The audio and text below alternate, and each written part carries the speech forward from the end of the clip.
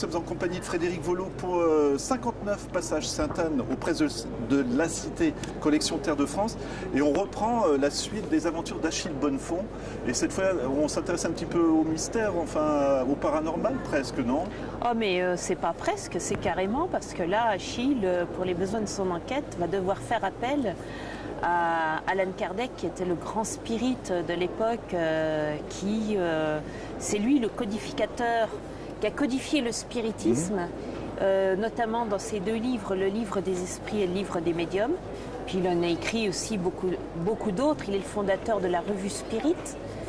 Et donc c'était vraiment le grand spécialiste à cette époque. Mais c'était quelqu'un de très sérieux, parce qu'à l'époque on faisait beaucoup tourner les tables dans les salons. Il y avait beaucoup de cercles, de choses comme ça. Il y avait énormément de cercles dans les grandes maisons bourgeoises. On s'amusait à faire tourner des tables, à interroger des esprits, etc. C'était un jeu pour beaucoup de personnes.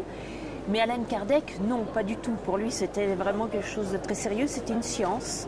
D'ailleurs, il en a fait une science. Et il l'a tellement bien fait qu'aujourd'hui, c'est une science qui est enseignée au Brésil. Au même titre, c'est une religion. Il est devenu, là-bas, c'est une véritable vedette, une véritable star. C'est ce qui vous avait intéressé au départ comme sujet, d'y mettre Achille Bonnefond, ou est-ce que c'était plutôt il me faut une nouvelle aventure d'Achille Bonnefond?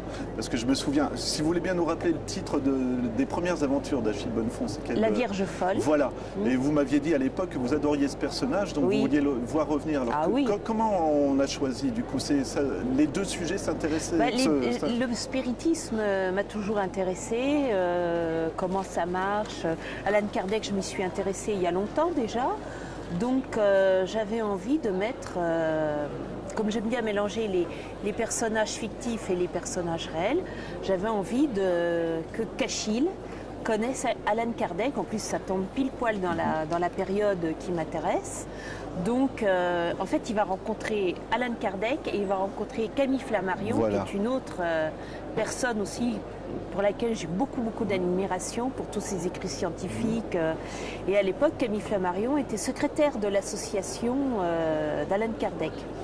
Donc ça pouvait on ne peut mieux tomber. Donc j'ai associé mon Achille à ces deux personnages et ils se donnent rendez-vous au 59 passage Sainte-Anne pour les fameuses séances de spiritisme. Est-ce que c'est un plaisir de mettre des personnages réels comme ça dans une fiction? Parce qu'on va quand même le rappeler, c'est une histoire d'aventure, donc il y a de la course, des poursuites, des choses comme ça.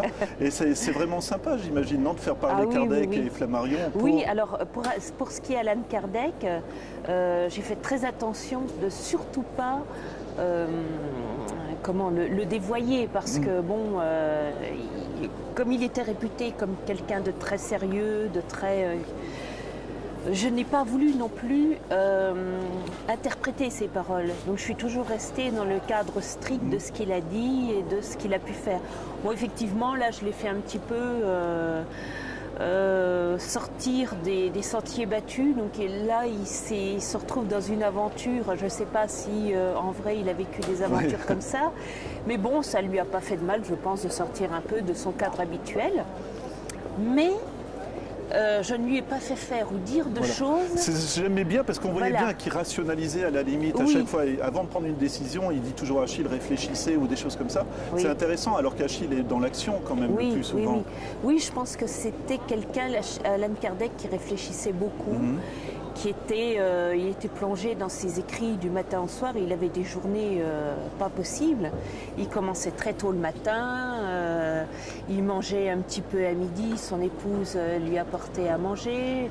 Ils buvaient leur café ensemble. Ensuite, ils recevaient. Ils recommençaient à travailler. Enfin, ils n'arrêtaient pas. Et donc, j'ai pas voulu non plus en faire un personnage qui était rigolo. Exubérant, quoi. Exubérant, ça lui aurait pas convenu du tout.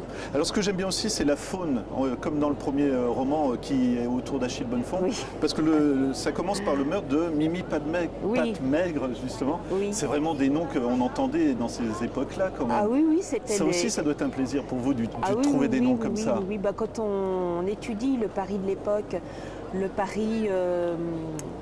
des petites gens, des chiffonniers comme dans le dernier roman, et puis le Paris de l'art, mais enfin l'art populaire.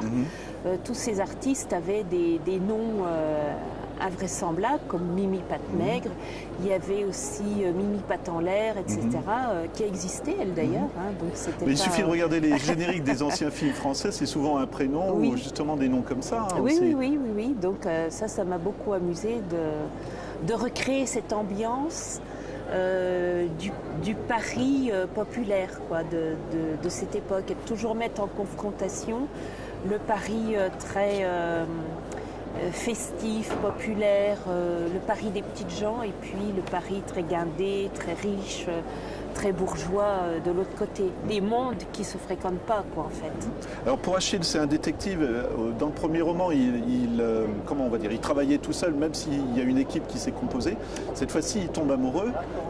Alors, c'est pas une question machiste ou quoi, mais est-ce que pour un personnage comme celui-ci, ça va l'empêcher pour d'autres aventures, ou justement, parce que là, ça le relance, hein, finalement, elle va être enlevée, si je me trompe pas, ou des choses comme ça. C'est intéressant aussi, là, non? De le faire évoluer aussi. Oui, il évolue, parce que bon, j'ai entendu dire qu'Achille était très macho, qu'il était un peu goujat avec les femmes, etc. Puis là, on se rend compte qu'Achille, c'est un homme comme un autre, et qu'il est capable de tomber amoureux. Et dès le début, dès qu'il voit Garance, hein, justement, il est là, touché. Il a le coup de foudre, il est touché par la grâce, si je puis dire. Donc, c'est un homme qui éprouve des sentiments aussi. Maintenant, j'avoue que est-ce que cet amour qu'il éprouve pour elle, est-ce que ça va durer dans le temps? Ça, j'en sais rien. Il me le dira un peu plus tard. Alors ça, j'adore encore les écrivains qui disent mon personnage va me dire ce que je devrais. Oui, pour l'instant, il est en vacances, Achille, il se repose et il est parti avec Garance, mais je ne sais pas, ce qu'il a dans la tête pour l'instant. Voilà, ça allait être ma dernière question. Il y aura encore une suite alors, du coup? J'espère bien, oui. Alors, ce ne sera pas le prochain, parce que pour le prochain, je travaille sur une histoire radicalement différente et qui va, en fait, je souhaitais depuis longtemps rendre hommage à mon grand-père maternel, qui a eu une vie bien mouvementée, et donc je tenais à lui rendre hommage. Alors ça va être un livre qui va se passer entre l'Italie du Nord, qui était autrichienne à l'époque, et les Vosges. Donc là, je reviens un petit peu aux sources, je reviens en Lorraine.